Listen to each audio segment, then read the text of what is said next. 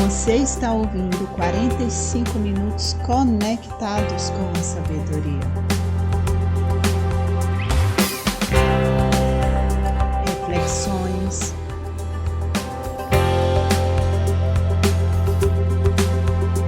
textos narrados,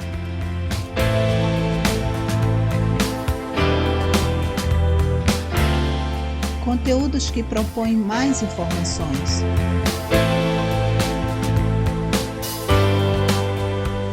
Mensagens que chegam quando se está conectados.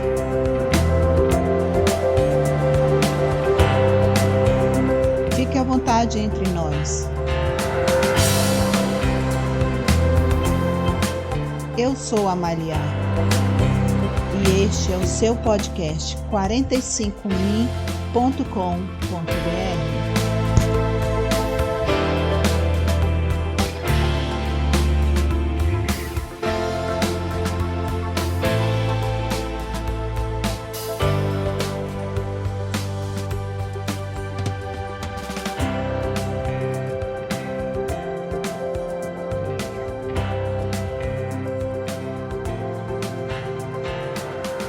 Shalom, irmãos! Nesta edição de estreia do podcast 45 Minutos Conectados, eu vou ler o texto da obra Teshuvá, um guia para o judeu recém-praticante do erudito Adi Ibn Israel, chamado Stan Saltz. Ele era educador, um físico, químico e também um crítico social, autor de mais de 60 livros e ganhador do Prêmio Israel. O autor foi reconhecido como um erudito da Torá, pela clareza de sua tradução e comentário inovador de toda a escritura. Ele que tornou possível os antigos textos judaicos morreu aos 83 anos em 2020.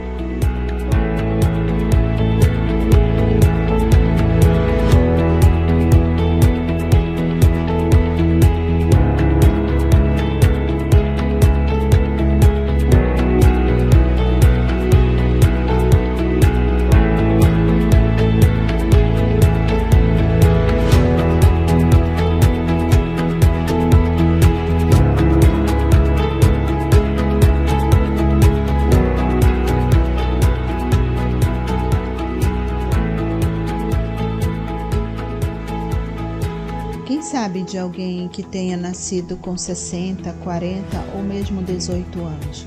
Isso porque no plano espiritual, o recém-chegado é um novo ser em pureza, é uma nova criatura.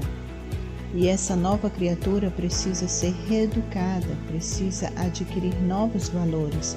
Sabemos que nem sempre é de fácil assimilação e compreensão.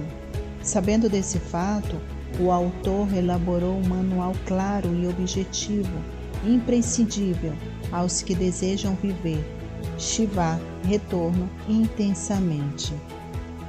Vamos começar a leitura? Página 11.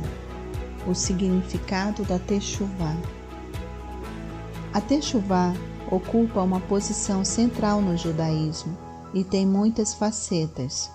Assim como os indivíduos diferem entre si, também são diferentes suas modalidades de Teshuvá, tanto no motivo quanto na forma de expressão.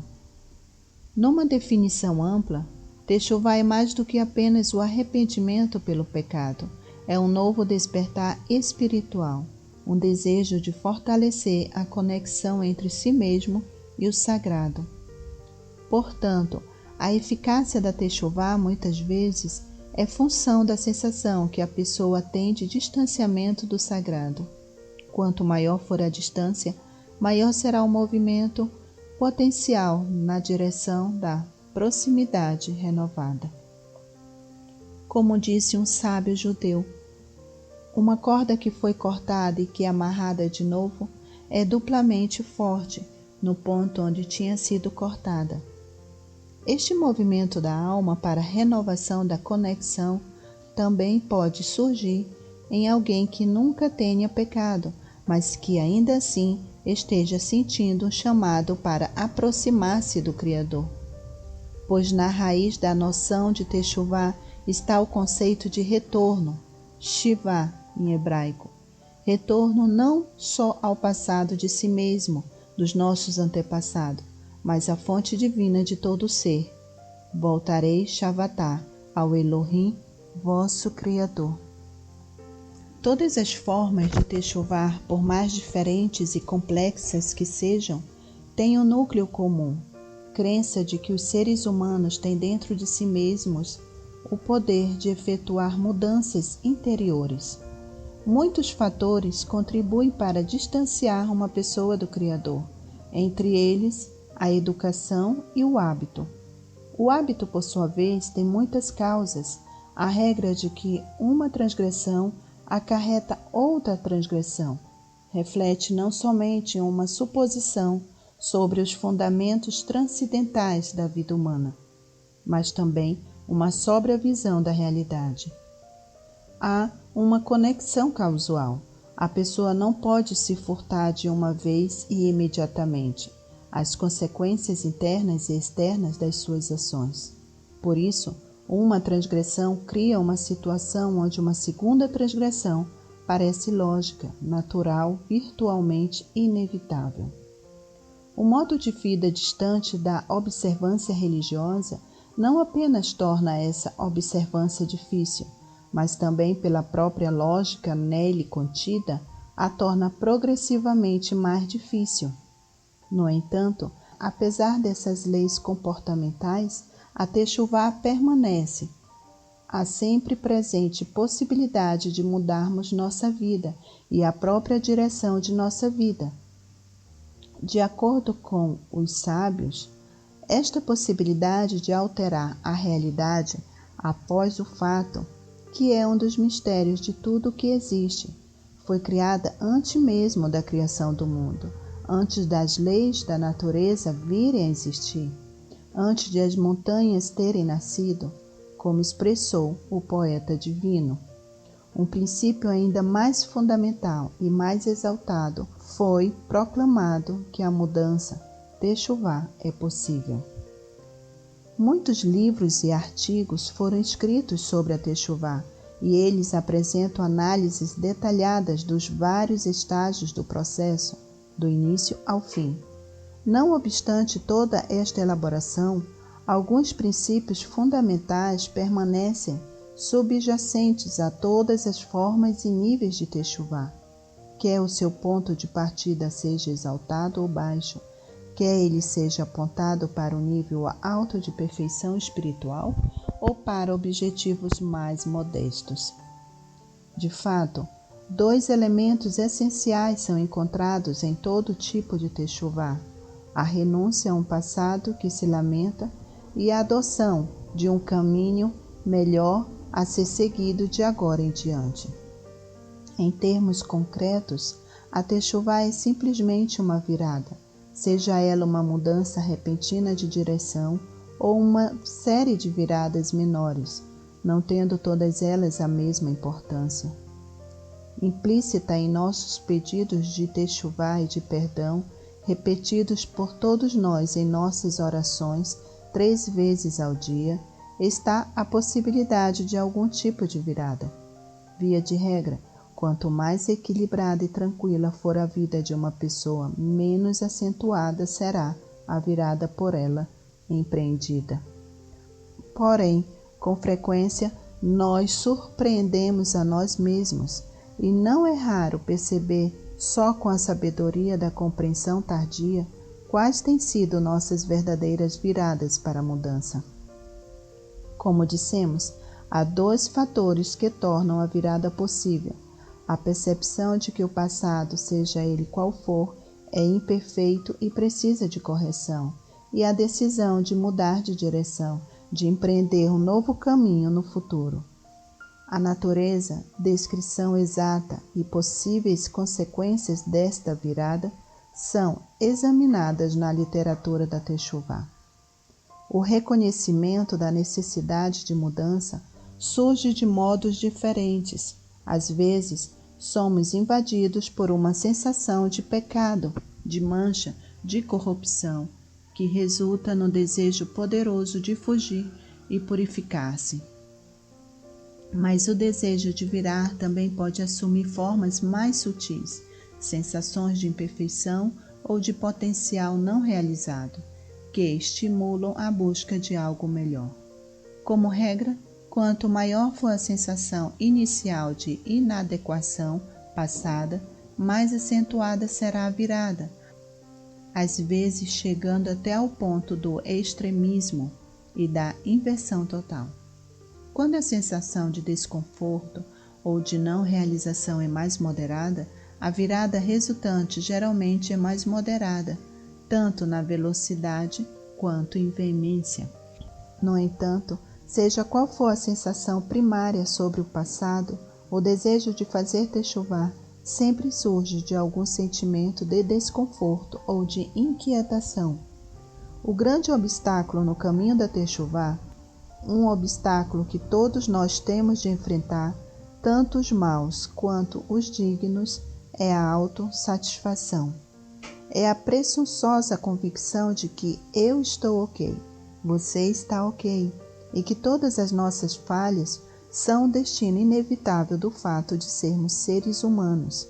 Esta complacência espiritual e moral não guarda necessariamente relação com a condição objetiva de cada um.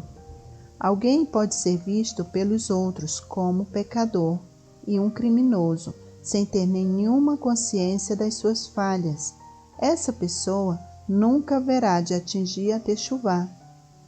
De maneira similar, alguém pode chegar a fazer techuvá antes da consciência das imperfeições em si mesmo, que não são evidentes para os outros em absoluto. Este enorme obstáculo foi chamado por um sábio de estupidez do coração. A estupidez da mente é facilmente reconhecida como uma incapacidade de funcionamento cognitivo. A do coração é mais insidiosa, um estado de bloqueio da consciência moral e emocional. Sem essa consciência estimulante, por menor que ela seja, sem alguma sensação de inadequação, nenhuma quantidade de sagacidade intelectual pode mudar o comportamento de uma pessoa. Em muitos casos, a própria techuvá, uma vez empreendida, alimenta o seu próprio impulso e produz uma abertura do coração, onde é totalmente superado o bloqueio inicial contra a consciência que a pessoa tem das suas próprias falhas, pois o primeiro raio da consciência leva a uma abertura mais ampla e profunda e assim a uma resposta mais forte. Essas observações são válidas para todos os tipos de pessoas, desde aquelas cujas vidas sempre estiveram muito afastadas do âmbito do Criador e que não sentem nenhum vazio nessa área, até aquelas que levam vidas piedosas com as quais estão tão satisfeitas que não enxergam a distância enorme que as separa da perfeição. De fato, a percepção e o despertar inicial são a confissão primeira e mais inclusiva. Quando uma vaga sensação de desconforto se transforma em claro reconhecimento de que algo está errado, e quando esse reconhecimento é expresso em palavras faladas a si mesmo, o Criador ou a outra pessoa, o primeiro passo no processo da virada já foi dado. A parte que diz respeito à vida anterior e ao caráter anterior dessa pessoa. O segundo ingrediente da techuvá é chamado de a resolução, em hebraico, Kabbalah Leatid. Num certo sentido, esse passo é essencialmente continuação do primeiro, e sua força, direção e coerência em grande medida são determinadas pela clareza e pela força do reconhecimento inicial sobre o passado insatisfatório. Sentir desconforto e afugentá-lo com o encolher dos ombros ou algumas exclamações ou expressões poderá não levar nem a decisão de mudar, muito menos a mudar. Por outro lado, o arrependimento autêntico pelas nossas falhas e o reconhecimento das nossas falhas não levam necessariamente ao resultado desejado. Pelo contrário, eles podem causar um sentimento ainda mais profundo de desespero e uma resignação fatalista.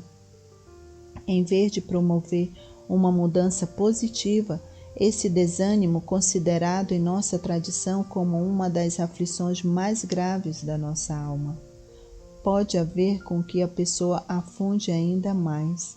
Uma pessoa pode chegar a sentir-se tão degradada moralmente, religiosamente ou de outra maneira que ela decide apagar totalmente da sua consciência a fonte da sua degradação.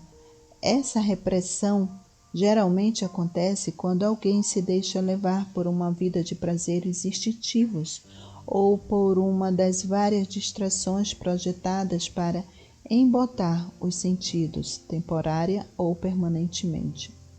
É um processo de depressão, álcool, drogas, sexo e diversas formas de entretenimento podem anular sensações de desconforto ou de insatisfação, mas nada fica resolvido. Pelo contrário, há uma sensação distorcida de alívio da dor, ou da ilusão de que a pessoa pode levar a vida como antes. Por isso, somente o remorso, por mais decisivo que possa ser do início, precisa vir acompanhado por algo mais, a crença na possibilidade da mudança. Nesse sentido, o princípio da Techuvá de que não importa qual seja o ponto de partida, não importa quão longe o pecador tenha chegado, o arrependimento é possível e em si mesmo uma importante fonte de renovação e de esperança. O fato de saber que a porta sempre está aberta e que há uma passagem através dela, sabendo que não há situação irredimível, já pode servir de estímulo para Techuvá. É importante lembrar que as resoluções nem sempre são postas em prática. Grandes obstáculos estão escondidos ao longo do caminho. A rotina e o hábito que geralmente criam a condição de uma pessoa não desaparecem só porque a pessoa resolveu mudar. Mesmo que não seja posta em prática imediatamente, a decisão é, em si mesmo, um passo inicial. Sempre que ela não seja simples conversa ou auto-engano, uma pessoa pode enganar a si mesma com a mesma facilidade com que engana os outros. Toda decisão positiva, por menor que seja, é importante. De fato, em alguns casos, a grande virada de uma pessoa pode aparecer como tendo sido feita de repente, em ângulo agudo ou em alta velocidade, mas geralmente essa virada foi precedida por muitos passos menos dramáticos, menos maduros, pequenas decisões que não renderam frutos, desejos nunca realizados. Quando chega a época, todos esses pequenos movimentos se fundem num único. Portanto, a Techuvá é um universo em si mesmo, que abrange dois opostos aparentes. Por outro lado, é um caminho muito longo, sem final claro. Qualquer que seja o ponto de partida da pessoa, cada momento de mudança subsequente através da vida torna-se parte do desenrolar dessa resolução inicial de fazer a virada. Por outro lado, a Techuvá pode ser visto como um lampejo de arrependimento e resolução, uma visão consciente para dentro de si mesmo, de que há necessidade de mudar e melhorar. Esses dois aspectos da Techuvá não são contraditórios, mas complementares. Quando a Techuvá é vista como um processo de autotransformação completa, nada pode ser mais difícil. No entanto, nada pode ser mais fácil que a resolução momentânea que dá a partida no processo. Então, o recém-praticante, em hebraico chamado o Baal Techuvá, é como uma pessoa em viagem que em determinado ponto decide mudar de direção. Desse ponto em diante, os seus passos a estarão levando para um destino diferente. A virada em si mesma é efetuada num segundo, mas um novo caminho, assim como o abandonado, é longo e árduo. Aqui eu termino a leitura e O que a gente tem de exemplo muito interessante, essa ideia de arrependimento, quando a gente entende o significado original das palavras, né? Que é aquilo que a gente chama de etimologia, ou seja, o sentido mais profundo da origem das palavras. Muitas vezes a gente tem um entendimento mais eficiente da ideia que aquela palavra transmite originalmente. Quando a gente pensa na ideia de perdão, por exemplo, a ideia hebraica de Teshuvá, a gente tem junto esse conceito de perdão. Nós temos a ideia de retorno, a ideia de voltar, a ideia de retornar, uma mudança de caminho. Mas se no grego é uma mudança de caminho de ordem mais mental, porque fala-se em metanoia, metá, além, noia, nous, pensamento, ou seja, um pensamento diferente para além, né? Já no hebraico não fala apenas sobre o pensamento, mas sobre a atitude de retornar, de voltar. Quando se fala, por exemplo, do retorno das duas casas de Israel, isso para quem conhece as duas casas de Israel, a gente geralmente fala de aliá, que é chamada onda. Aliá em hebraico é a onda, são as ondas de retorno dos judeus, né, das duas casas de Efraim e Judá para a Eretz de Israel, que é a terra de Israel. Mas se aliá ou as aliote compõem o retorno físico para a terra de Israel, ou seja, o retorno em termos de deslocamento geográfico, o retorno às práticas das mitzvot, dos mandamentos do Criador, se chama Teshuvá, né? Então, a Teshuvá é interessante porque a volta, ou seja, é mudar o rumo e retornar. A gente tem um exemplo muito interessante, essa ideia de arrependimento visto como retorno na história do filho pródigo. Acredito que vocês conhecem muito bem a história, imagino eu. O filho pródigo é o filho de um senhor muito rico que, de repente, queria antecipar sua herança e vira para seu pai e fala: pai, eu gostaria que você me desse toda a minha herança. Agora eu quero seguir meu rumo. O pai, não querendo contrariar o filho, dá a ele toda a parte da que lhe cabia da sua herança. E o filho vai desenfreadamente gastar toda a sua herança com coisas que não edificam. Ele vai satisfazer os prazeres da carne até o momento que ele se vê numa situação deplorável, de até comer a comida dos porcos, até o momento que ele se lembra que ele tinha um pai, e a partir deste momento ele demonstra o seu arrependimento, fazendo retorno, fazendo a Teshuvá, ou seja, ele volta para a casa do seu pai e pergunta se o pai poderia receber ali como um funcionário qualquer. O pai, pelo contrário, ele prepara uma festa para aquele filho e disse que ele é muito bem-vindo, porque agora o pai sabe que o filho de verdade vai, a partir daquele momento, vai dar valor às coisas, né, que realmente importam. Então, esse é o verdadeiro retorno, este é o verdadeiro arrependimento, este é o verdadeiro movimento de volta. E fica muito claro nessa passagem em Joel capítulo 2, versículo 12 e 13, que fala: contudo mesmo, agora diz Yahuá, o Criador, volte-se para mim de todo o seu coração, com jejum, choro e lamento, né? Rasguem o coração, não as suas roupas, e voltem-se para o Criador Yahuá, o Criador de vocês. Muitos fatores eles contribuem para distanciar uma pessoa do Criador Yahuá, entre eles a educação e o hábito. Para que a Teshuvá aconteça em nossas vidas, é necessário 2 elementos fundamentais que são encontrados em todo tipo de Teshuvá. Eles não são contraditórios entre eles, mas eles se completam. A primeira é a renúncia a um passado que nós lamentamos. A segunda é uma nova atitude, uma decisão de mudar de direção, mas que esta mudança seja significativa para que nós possamos empreender um novo caminho no futuro. Existem algumas coisas que realmente motivam a Techuvá em nossa vida. Uma delas é o desconforto, que pode ser tanto interior quanto um desconforto com a situação com a qual nós estamos vivendo. Quer dizer, sentimos uma inquietação, não estamos satisfeitos com o caminho que estamos seguindo.